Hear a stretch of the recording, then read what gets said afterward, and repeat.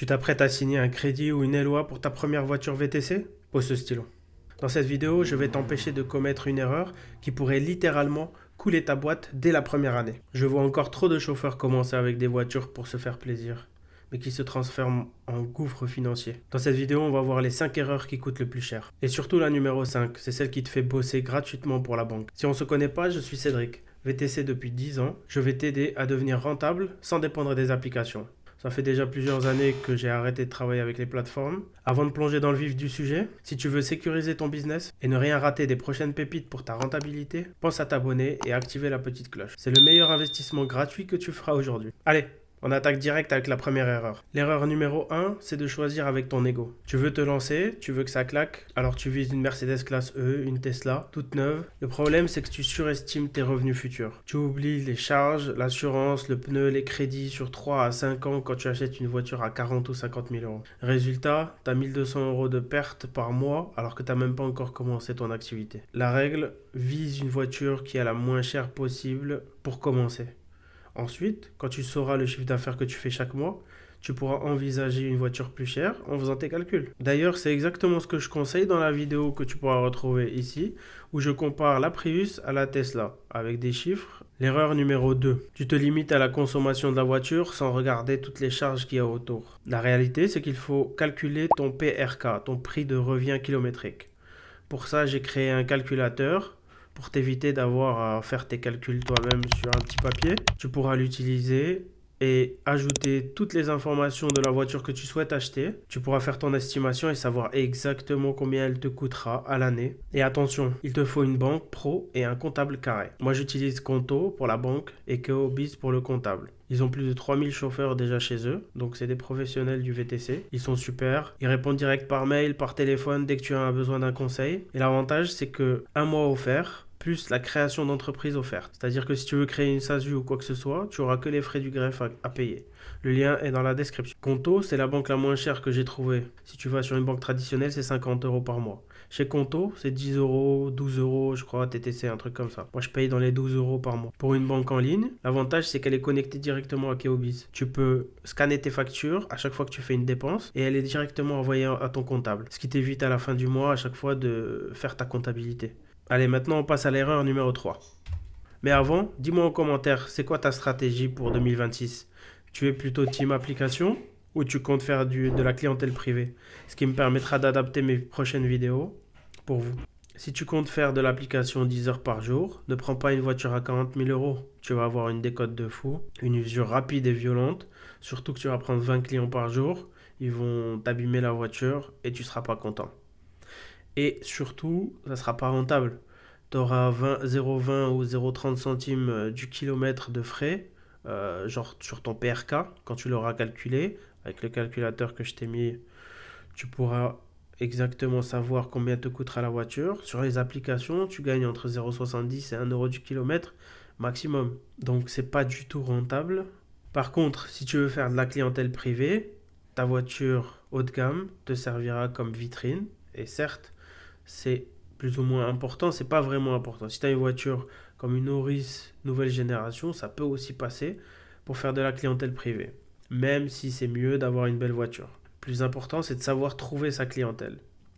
Et ça, je te montrerai dans les prochaines vidéos comment je fais. Tu feras moins de kilomètres également pour faire les mêmes courses. Moi, mon prix minimum, il est à 30 euros.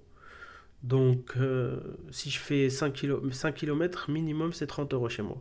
Entre 5 et 10 km, c'est 35 euros. Donc, même si je fais un aller-retour, je dépose le client, je reviens chez moi, j'ai fait 10 bornes, j'ai pris 30 euros. Tu comprends? Donc, moi, mon PRK, il est à 0,20 centimes à peu près. Tu multiplies ça par 10 km, ça fait 2 euros de frais sur 30. Tu enlèves encore la TVA de 3 euros. On est à 25 euros. Il reste 25 euros avant imposition. Donc tu enlèves les impôts, il me reste entre 10, 15, voire 20 euros des fois. Ça dépend des charges et des frais que j'ai en plus aléatoires.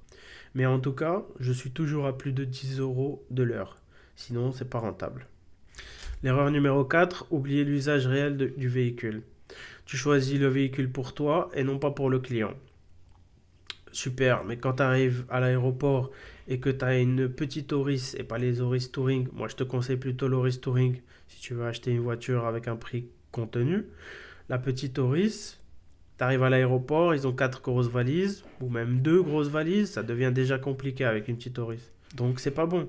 Tu perds des courses. La solution, c'est qu'il faut que tu trouves une voiture qui a assez d'espace aux jambes à l'arrière pour pas déranger les clients, pour qu'ils soient confortablement assis, et assez d'espace dans le coffre pour ne pas avoir à annuler des courses. C'est pour ça que la meilleure voiture dans la gamme, c'est la Tesla Model Y. Tu as un coffre à l'avant, un sous-coffre à l'arrière, et le coffre arrière, il est énorme. Moi, je peux mettre jusqu'à 4 grosses valises de 20 kilos, les unes sur les autres. Tu mets 2 de chaque côté et 2 par-dessus. Tu arrives à mettre 4 grosses valises. Dans les sous-coffres avant et arrière, tu peux mettre une valise cabine dans chacun. Ça fait 2 valises cabine plus ça. Et il te reste encore un peu d'espace pour mettre les sacs à dos. Par contre, tu enlèves la planche directe dès que tu achètes la voiture. Tu as une planche à l'arrière du coffre qui sépare les deux. Tu l'enlèves, tu la poses à la maison. Et au moins, comme ça, tu es tranquille. Certes, la Model Y coûte cher. Et seulement si tu veux faire de la clientèle privée. Si tu veux faire de la clientèle, si tu veux faire 10 heures d'application, je te conseille plutôt la Auris Touring. C'est des prix dans les 10 000 euros. Et là, tu as de l'espace dans le coffre et tout. J'ai déjà fait travailler des chauffeurs en Auris Touring. Il n'y a aucun souci. Même sur de la clientèle privée. Si le chauffeur est propre, bien habillé, tenue de ville. Je travaille pas en costume, mais tenue de ville, ça suffit. Voiture propre. L'important, c'est que la voiture soit toujours propre. Si tu veux partir sur la Tesla, un conseil d'amis, prends la propulsion standard, la moins chère. Aujourd'hui, elle est dans les 40 000 euros. Et avec les aides qu'ils ont mis en 2026, tu auras 5 000 euros de bonus. Tu pourras la toucher dans les 36 000 euros TTC. Si tu es en société, tu récupères la TVA. La voiture, elle te coûtera dans les 30 000 euros. Et là, ça commence à devenir intéressant. On passe à l'erreur numéro 5, la décote. Tu achètes neuf à 40 000 euros. Tu roules 70 000 km par an. Au bout de 2 ans, la voiture a déjà 150 000. Tu as perdu 20 000 euros. Facile. Si tu calcules, c'est presque 1 000 euros par mois. Juste pour la décote. C'est des heures de travail parties en fumée. La solution, achète malin. Le marché de l'occasion en 2025-2026 regorge de pépites qui ont déjà pris leur plus grosse décote. Entre 30 et 150 000 km pour les Tesla, entre 100 et 300 000 km pour les Prius Auris. Ça contraste effectivement avec ce que je viens de te dire d'acheter une voiture neuve, mais là où je vais te justifier l'achat de la voiture neuve, c'est si tu es en société et que tu as de la TVA. Car si tu achètes une voiture neuve à 36 000 euros avec 6 000 euros de TVA, elle revient à 30 000 euros. Tu achètes une voiture d'occasion à 25 000 ou 30 000 euros sans TVA, là c'est pas rentable. C'est là où acheter une voiture neuve est plus rentable. Donc à toi de faire ton calcul. Le calcul se fait avec le PRK. Je t'ai créé le calculateur pour ça. La solution, l'occasion intelligente. Tu achètes une voiture qui a déjà entre 30 000 km et 300 000 km. Ça dépend du modèle, ça dépend de ce que tu veux mettre dedans. La décote majeure est déjà passée. Le prix d'achat entre 50 et 60% moins cher. L'historique d'entretien vérifiable ou pas, à toi de voir avec le vendeur si tu veux prendre le risque ou pas. Et la revente possible sans grosse perte si tu veux arrêter l'activité et que ça ne te plaît pas. Du coup, tu commences rentable dès le premier mois. On récapitule les 5 erreurs. Lego, acheter pour frimer, 1 200 euros par mois de charge. Quand tu prends une LOA ou un crédit, n'oublie pas que tu as 7% de crédit. Tu prends une voiture à 40 000 euros, elle te coûte 47, 48, voire 50 000 euros. Le calcul amateur, oubliez le PRK. Tu oublies le prix de revient kilométrique. Tu prends juste une ou deux mesures, comme la consommation, et tu oublies de prendre le prix global que la voiture va te coûter sur 3 ans, sur 5 ans. C'est ça qu'il faut prendre et c'est ça qu'il faut calculer. La mauvaise stratégie. Tu prends une voiture de luxe pour faire de l'application, ou tu prends une voiture toute pourrie en Prius en espérant avoir de la clientèle privée. L'un ne marche pas avec l'autre. L'usage réel du véhicule. Le top actuel, c'est effectivement la Tesla Model Y. Elle est imbattable au niveau habitabilité et coffre. Tu peux pas avoir plus d'espace, franchement elle est top. Et également consommation. Moi je suis à 16 kW pour 100 km, ce qui est déjà très très bien pour une électrique. La 5e erreur, la décote. Tu achètes une voiture neuve, au bout de 2 ans, elle a déjà perdu 20 000 euros. Ton plan d'action immédiat.